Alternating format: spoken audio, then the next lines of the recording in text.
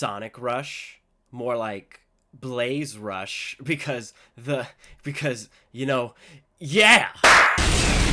Sonic Rush is a pretty fucking awesome game. It introduces the boost feature, and there's no going back. I know I talk a lot about how Sonic shouldn't just be about holding forward, but sometimes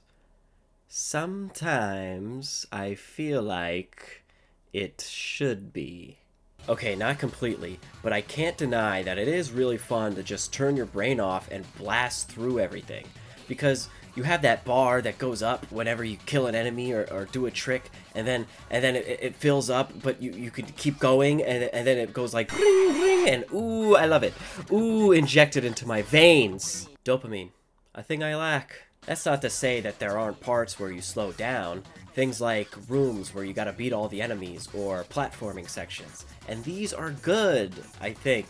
They're not great, but they're a change of pace, which I think is necessary.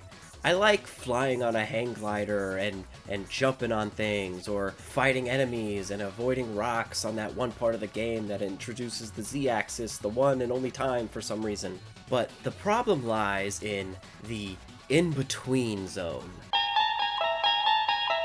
What do I mean by that? So you got your fast sections where you want to boost through everything and do your little tricks, but then you have the slow parts, and Sonic Rush is so close to finding that balance, but where it struggles is the transition between the two. Because one moment you're just boosting, doing your thing, which the game wants me to do because look, I'm going downhill, right? I feel like the natural response here is to just go all in on speed and boost. And then the game flings you in midair and you're like, huh, what's going on? Where am I? And then you die. Because literally right after this part is a section over a bottomless pit.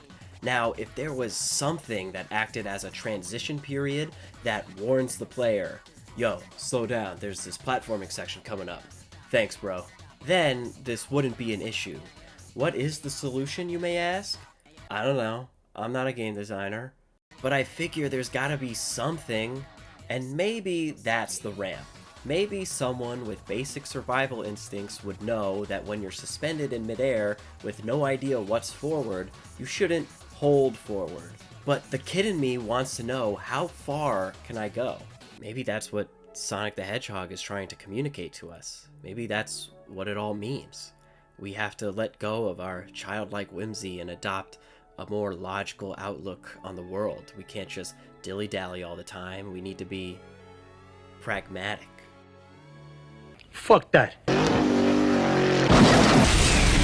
The soundtrack to this game was like a sleeper agent trigger for me. I haven't listened to these songs in years, but as soon as I heard a little bit, it all came coming back. I even remembered all the weird shit I thought I was hearing back in the day. This game's lucky its soundtrack is in a league of its own, because otherwise some of these deaths would really annoy me. Oh, come on, how is that fair? I know I sound like a broken record talking about annoying hazard placement, but that one is especially twisted. Oh, shit! They knew it was bad too, because the checkpoint is right before it. God damn it! S for Sonic.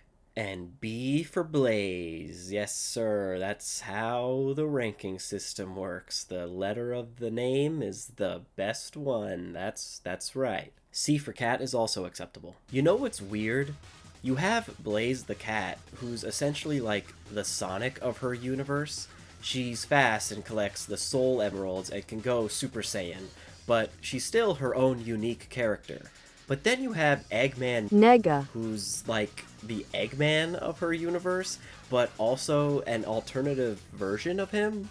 Wahaha! I am Eggman Nega. I'm like the negative version of Dr. Eggman.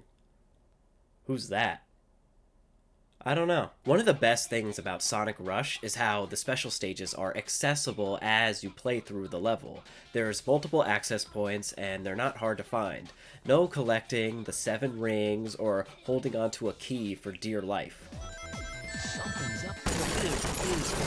The only thing there is to worry about is the song mocking you. I'm trying my best. You know what? That's really respectable. You don't see a lot of that nowadays. I won't. Guys, I'm gonna take a long ass time. How's that? Told you. Another thing that's really cool is how your character is constantly whipping around both screens. One moment they're on the top of the screen, another moment they're on the bottom, and there's not a lot of DS games that took advantage of this like Sonic Rush did. They may have their fair share of one-hit KOs, but the boss fights are a huge improvement from the advanced games. They actually feel like boss fights with patterns that can be recognized. Except this thing. I hate this thing. I do find it funny when you play as Blaze and fight Sonic. Cream is just cheering you on as you kick the shit out of him. And is it just me, or is Cheese tripping balls? And in the final boss, Blaze gets this Fire Blast, which makes it so easy, but Sonic can only hit Eggman's projectiles back at him to do damage. Like, really? That's the best you can do? Sonic Rush. More like Blaze Rush. Oh, wait, I already said that. Sonic Rush. More like Sonic Rush Adventure.